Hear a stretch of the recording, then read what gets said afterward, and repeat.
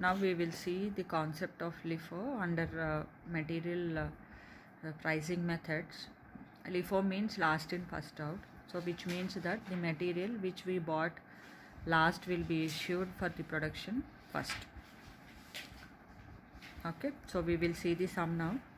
Prepare stores ledger account using LIFO for the following transactions. 1st January purchases 400 units at the rate of 20 per unit. 2nd January purchases 350 units at the rate of 18 per unit. 3rd January issues 300 units. 4th January issues 400 units. 5th January purchases 400 units at the rate of 20 per unit. 6th January purchases 250 units at the rate of rupees 25 per unit. 7th January issues 500 units. We will see the solution now. Here it is the pro forma of stores ledger account of so and so company or manufacturing company you have to write, or if here is given that also you can write here. So stores ledger account of, so it will be having 4 columns: date, receipts, issues and balance. Date means we have to write the date of the transaction. Then we have receipts, issues and balance. So under receipts we will be writing the details of the purchases of material. Under issues we will be writing the details of the issue of the materials to the plant or to the manufacturing unit, and the balance means leftover material details will be written here. And each one of these columns are divided into 3 columns again: a quantity, rate in rupees and amount in rupees. Quantity, rate in rupees and amount in rupees. Quantity, rate in rupees and amount in rupees. So we will see the solution now. We'll see the first transaction. 1st January purchases 400 units at the rate of 20 per unit. So this will be recorded in the stores ledger like this. 1st January purchases means under receipts only you have to write 400 units at the rate of rupees 20 each. So this will become 8,000. No issues were made on 1st January. So the balance amount will be 400 units, 20 rupees each and 8,000.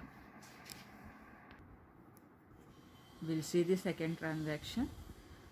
2nd January purchases 350 units at the rate of 18 per unit, and this will be recorded in the stores ledger account under receipts.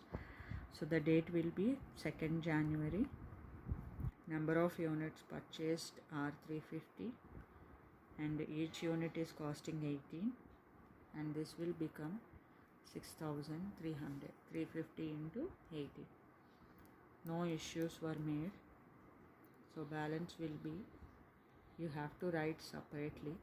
Earlier 400 units, 20 each and 8,000. This is slot 1, and second slot is 350 units recently purchased material. So that is 350 units, 18 rupees, 6,300.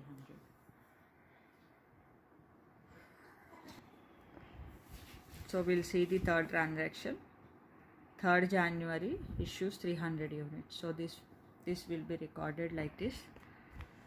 3rd January. So these are not receipts, these are issues. So we have to write under issues column quantity 300 units, and while writing the price, as we are following LIFO method, so which means that the price of the material slot we will be considered the slot which we bought last. So we bought 350 slot of material later on last, so that's why we will take this price into account. So 300 into 18 rupees, so this will become 5,400. So from this slot only, from the second purchase of material slot only, we have to issue 300 units. So second slot of material price is 18 rupees. So we have to take 18 into account. So 300 units into 18 rupees. So this will become 5,400. And the balance how we will write means previous balance of 400, 20 rupees each, 8,000, that will be the same.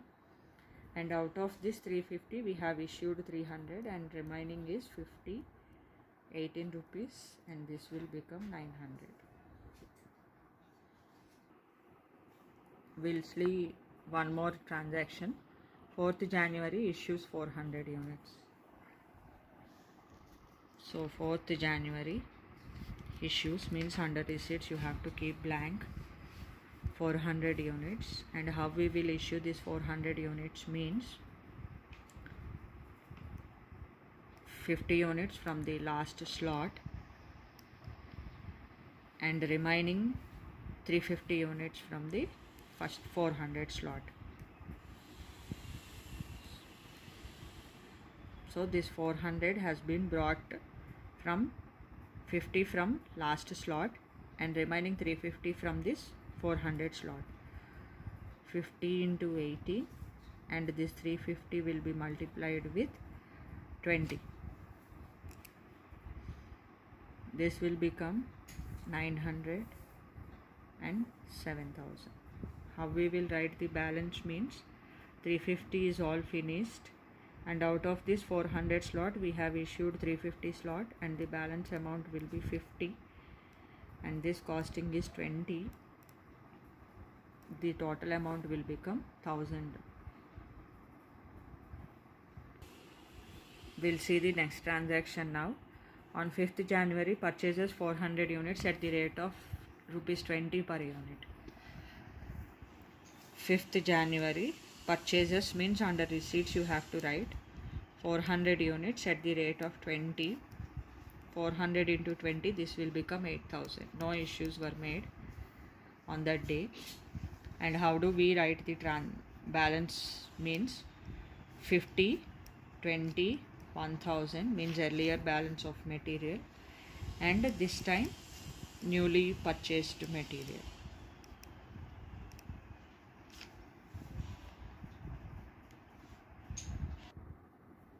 We'll see another transaction. On 6th January rupees 250 units at the rate of 25 per unit.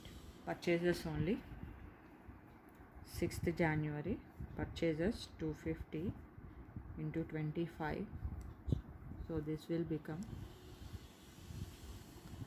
6,250. No issues.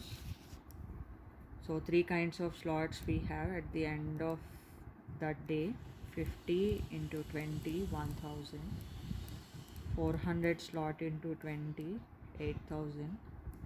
And newly purchased material slot, that is 250 into 25, 6,250.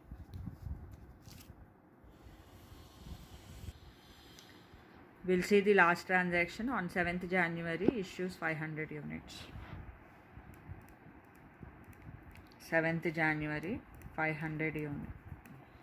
Under issues we have to write. So 500 units. How we will get this 500 units means, so this 500 will this 250 slot first, 250 into 25, so this will become 6,250, and remaining 250 will from this 400 slot. 250 into 20, this will become 5,000. How do we write the balance amount means 50, we didn't touch that, so it will be written as it is, and out of this 400 slot we have issued 250, and the remaining balance will be 150 into 20, so this will become 3,000.